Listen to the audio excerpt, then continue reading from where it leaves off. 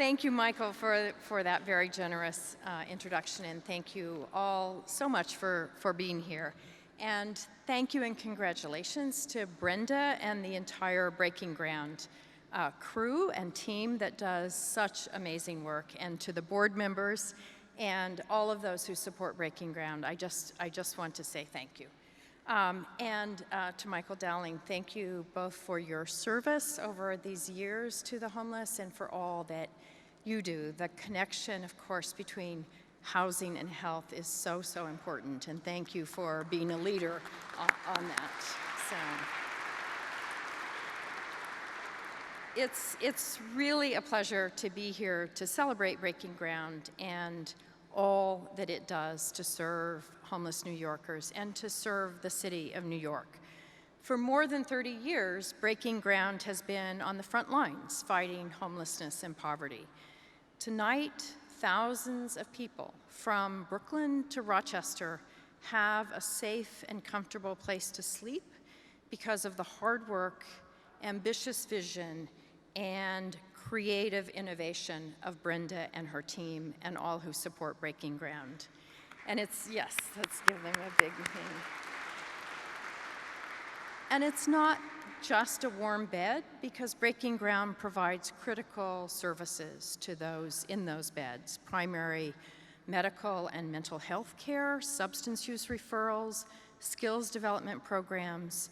In short, they help people achieve stability, and they help people live with dignity. It's no secret, of course, that we're in the midst of a housing crisis, but we're also in the midst of a crisis of compassion, of tolerance, of acceptance, of diversity. I mean, Brenda talked about the incredibly cruel murders of the 4 homeless people on the Lower East Side. It's not just taking place in New York. We also saw it in Los Angeles. And we've seen just in the last weeks the incredibly vicious and vitriolic attacks of people objecting to housing the homeless in their neighborhoods. And in that climate of intolerance and the lack of compassion, the work that Breaking Ground does is more important than ever and is central not just to helping the homeless, but central to defining who it is that we are as a people. Which is why we're so, so grateful to be able to partner with Breaking Ground. First of all, to provide more of the affordable and supportive housing that our city and our country so desperately need. Just this year, we broke ground on Betances in the South Bronx just a month ago on September 10th. Breaking Ground, this is Breaking Ground's first passive house. It's part of a commitment by the city to use some of the underused land that we have on NYCHA campuses for new affordable homes. It's 152 supportive apartments for the formerly homeless and for low-income seniors. They topped off Edwin's Place in Brownsville, Brooklyn, 125 supportive housing units for the formerly homeless and low-income families, veterans, and individuals, and they're going to complete that by the fall of 2020. We also are just, I think, a week away from opening La Centrale, 161 units of supportive housing in the South Bronx. It's part of course, the larger La Centrale revitalization project, and we're so proud to have that coming online. And we're working with Breaking Ground and so appreciative of their leadership to repurpose the former Watchtower Society residential hotel in Dumbo and develop that into 507 homes of supportive and affordable homes. And when that's complete, it will be the second largest supportive housing in the city of New York after Breaking Ground's Prince George residence, after the Times Square, not Prince George, Times Square residence. So together, Breaking Ground and so many partners in this room, both in the city, and thank you to all my colleagues in the city for all that you do. Thank you for the state for all that it does to work with us to provide supportive housing in the city. Thank you to all the lenders and others, developers, builders, architects, everybody who make that happen. We couldn't do it without you, and we're so pleased to have such an incredible group of people who work together with Breaking Ground and others to provide that incredibly necessary supportive housing. I want to talk for just a minute also about that second crisis, the crisis of compassion, and Michael, I think, also alluded to that. I'm very honored tonight to be accompanied by my little sister, my baby sister.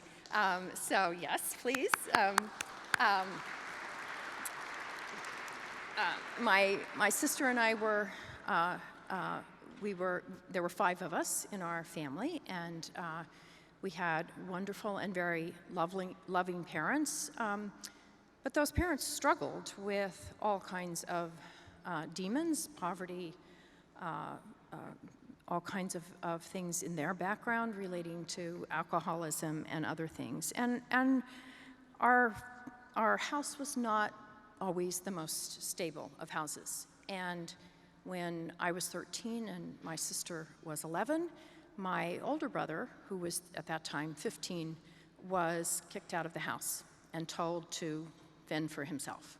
And for about 9 months, he was homeless. He got by being a migrant farm worker in Colorado, where we were from. He lived in the back of pickups. He lived wherever he could live. And he came out of that. He eventually moved back into our home, and is a wonderful brother and a wonderful person. But he's always borne the scars of those 9 months of homelessness, those 9 months of being abandoned by his family and by friends, and by told, make it on your own at 15. And my older brother was the lucky one, because my middle brother struggled from the time that he was very, very young with what we now recognize is depression. But in the small town that my sister and I grew up in, the word was, if you were doing drugs, if you were doing alcohol, you were a bad person, right? And it was your job to get yourself together and pull yourself up by your bootstraps, and the notion of support was not there, right? And our brother died from alcoholism and drug abuse in his 30s. So when I see people on the street, when I see young people on the street, I think about my older brother, and I think about what he must have gone through at the age of 15, trying to make it with no money, nothing in the world. And I think about how many of the people who are like my middle brother, who we lost, who could have been saved by the kinds of supportive housing and the kind of supportive services that Breaking Ground gives. And I tell that story because I tell those 2 stories because I think we have to start telling stories like that. We have to start humanizing the people on the street. We have to make clear, as Michael did, that the difference between them and us is just a matter of luck. It's not that they were bad people and that somehow we managed to do better. It's just a matter of luck. And I think we have to start humanizing the people that we now see on the street. And I ask you all, tell your stories. Tell about the ways in which people fall onto bad times, and that in today's housing economy and today's job economy, that can mean somebody who just yesterday was middle class or struggling to get by, but getting by, is now homeless on the streets. And until we start to see the people that we see in the parks and on the park bench as my brother or your sister, or those who everybody can understand and can relate to, I think we're going to continue to have this crisis of compassion. So I want to say just thank you so much to Breaking Ground for telling the stories of people and for making sure that folks like Daniel, folks like my brother, get the kind of help that they need and are treated with the dignity and respect that they deserve, because all of us deserve that, and they are no different from all of us. So thank you so much to Breaking Ground, and thank you for all you do.